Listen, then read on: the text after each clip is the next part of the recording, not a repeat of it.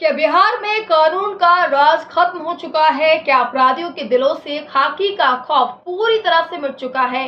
ये सवाल हम नहीं बल्कि पटना की सड़कों पर उतरा ये जनाक्रोश पूछ रहा है। राजधानी पटना का वीआईपी इलाका, करबगिया स्टेशन और पटना जंक्शन का दूध मार्केट। मध्य रात्रि के 1:30 बज रहे हैं। 25 साल का एक आम नौजवान बंटी, जो अपनी दुकान बढ़ाकर घर के लिए दही और दूध लेने निकला था, अचानक 7 से 8 अपराधी आते हैं, उसे सरेआम खींचते हैं और गाड़ी में डालकर गायब हो जाते हैं। हैरानी की बात देखिए, अपहरण की सनसनीखेज वारदात को हुए घंटों बीत चुके हैं, लेकिन पुलिस के हाथ अभी भी खाली है। स्थानीय लोगों का गुस्सा इस कदर भड़का है कि करबगिया स्टेशन के पास पूरे इलाके को जाम कर दिया गया। आगजनी की गई। जब राजधानी के दिल में एक आम ठेला चलाने वाला, चाउमीन बेचने वाला सुरक्षित नहीं है, तो बिहार के सुदूर जिले में आम जनता की सुरक्षा का क्या हाल होगा? हम सीधे सवाल पूछेंगे उस नेतृत्व से जिसके जिम्मे में बिहार की सुरक्षा है। हम सवाल पूछेंगे कि क्या सम्राट चौधरी के इस दौर में बिहार अराजकता की तरफ बढ़ रहा है। नमस्कार, मैं हूं आपके साथ मानसी जैन। अगर आपने अभी तक इसे सब्सक्राइब नहीं किया है तो सब्सक्राइब कर लीजिए, और अगर आपको ये वीडियो अच्छा लगे तो लाइक कीजिए, शेयर कीजिए और कमेंट जरूर कीजिए। आइए सबसे पहले आपको बताते हैं कि जमीनी हकीकत क्या है और उस रात क्या हुआ था। कोतवाली थाने में दर्ज एफआईआर के मुताबिक अपहृत बंटी मूल रूप से डक्कनपुर इलाके का रहने वाला है। वह करबगिया में एक छोटा सा फास्ट फूड और चाउमीन का ठेला लगाता है। बंटी के भाई मुकुल ने जो आरोप लगाए हैं वो बेहद गंभीर और पुलिस अपराधी साठगांठ की तरफ इशारा करते हैं। मुकुल का कहना है कि करीब 15 से 20 दिन पहले इलाके में अवैध धंधे और कुछ असामाजिक तत्वों की हरकतों के खिलाफ बंटी ने आवाज उठाई थी। उसने कहा था, ये सब गलत काम हमारी गली में नहीं चलेगा। इसी बात को लेकर विवाद हुआ और बंटी को देख लेने की धमकी तक दी गई और ठीक 6 तारीख की रात इस साजिश को अंजाम दिया गया। पुलिस प्रशासन का कहना है कि 2 नामजद आरोपियों में से एक को हिरासत में ले लिया गया है।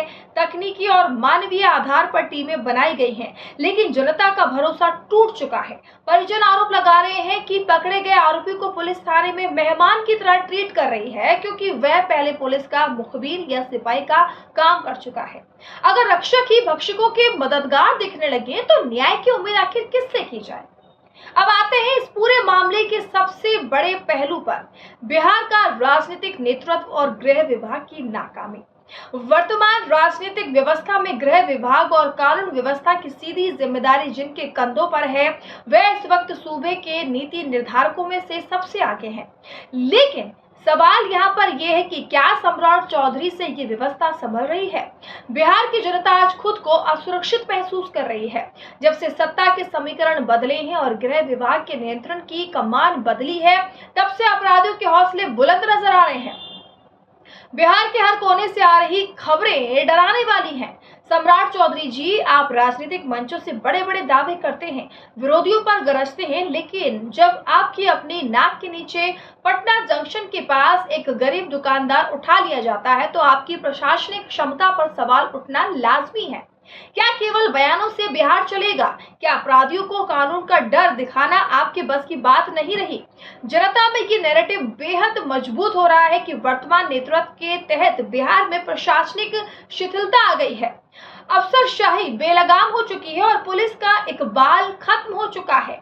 जब हम आज की इस अराजकता को देखते हैं तो बिहार की जनता को सहज ही नीतीश कुमार का वो पुराना दौर याद आ जाता है। सुशासन बाबू, ये नाम नीतीश कुमार को किसी राजनीतिक खैरात में नहीं मिला था, बल्कि उन्होंने बिहार को जंगल राज के दलदल से निकालकर कानून का राज स्थापित करके दिखाया था। नीतीश कुमार के मुख्यमंत्री रहते हुए गृह विभाग की कमान जब सीधे उनके हाथों में थी, तब अपराधियों की रूह कांपती थी। क्राइम, करप्शन और कम्युनलिज्म पर जीरो टॉलरेंस की नीति सिर्फ कागजों पर नहीं बल्कि जमीन पर दिखती थी।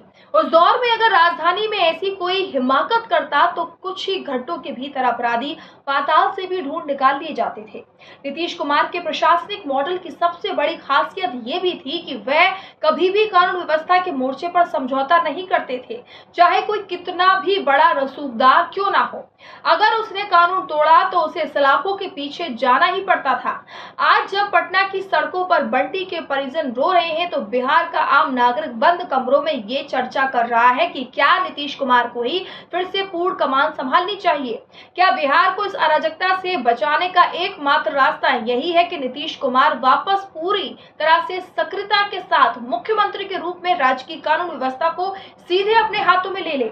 सहयोगी दलों और वर्तमान राजनीतिक परिदृश्य में ये विश्वास और आश्वासन का विषय है कि नीतीश कुमार के नेतृत्व में ही बिहार सुरक्षित रह सकता है। राज्य को किसी ऐसे चेहरे की जरूरत है जिसकी प्रशासनिक पकड़ मजबूत हो, जिसे देखकर अपराधी इलाका छोड़ दे, न कि ऐसे नेतृत्व की जिसके रहते अपराधी पुलिस स्टेशन के बगल से किडनैपिंग की वारदात को अंजाम दे दे। इस पूरे घटनाक्रम में राजनीतिक और सामाजिक दबाव भी लगातार बढ़ रहा है।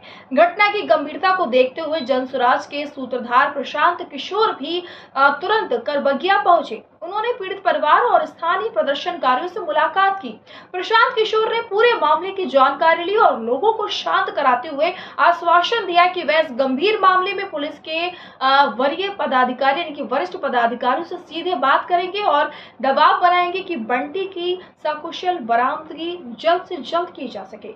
है जो लोग परिवार के और उनके साथी मित्र यहाँ स्थानीय लोग सड़क पर बैठे थे, उनको मैंने आग्रह किया है, उनके सामने कैमरे के सामने पुलिस ने कहा है कि 2 दिन में मामले को सुलझा लेंगे। अगर 2 दिन में मामला नहीं सुलझेगा तो फिर आकर आगे की बात की जाएगी। विपक्ष और अन्य राजनीतिक संगठन भी अब इस मुद्दे पर सरकार को घेरने की तैयारी में हैं। जब राजधानी में ही विपक्ष और सामाजिक कार्यकर्ताओं को कानून व्यवस्था बहाल कराने के लिए सड़क पर उतरना पड़े तो ये समझ लेना चाहिए कि पानी सिर से ऊपर जा चुका है। करबगिया की इस घटना ने बिहार के गृह विभाग की कलाई खोल कर रख दी है।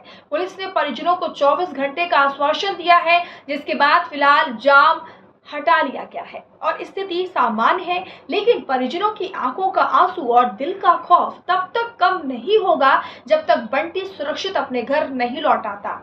आज इस मंच से सीधे सवाल दागता है। सवाल नंबर 1, सम्राट चौधरी जी, जब राजधानी पटना के अति व्यस्त स्टेशन इलाके में सरेआम अपहरण हो जाता है तो आपकी कड़क छवि और दावों का क्या अर्थ रह जाता है। सवाल नंबर 2, पीड़ित परिवार का आरोप है कि पुलिस पकड़े गए आरोपी को गेस्ट की तरह ट्रीट कर रही है। क्या आपकी पुलिस अपराधियों से मिली हुई है? सवाल नंबर 3, क्या ये सच नहीं है कि जब से गृह विभाग का राजनीतिक नियंत्रण बदला है अपराधियों का हौसला 7वें आसमान पर पहुंच चुका है?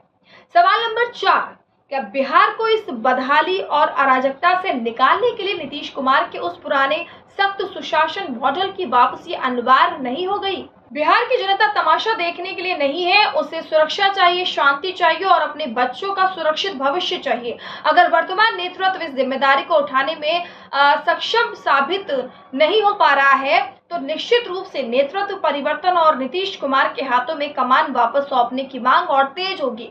इस पूरे मामले पर हमारी नजर बनी हुई है। बंटी की बरामदगी तक हम हर अपडेट आप तक पहुंचाते रहेंगे। नमस्कार।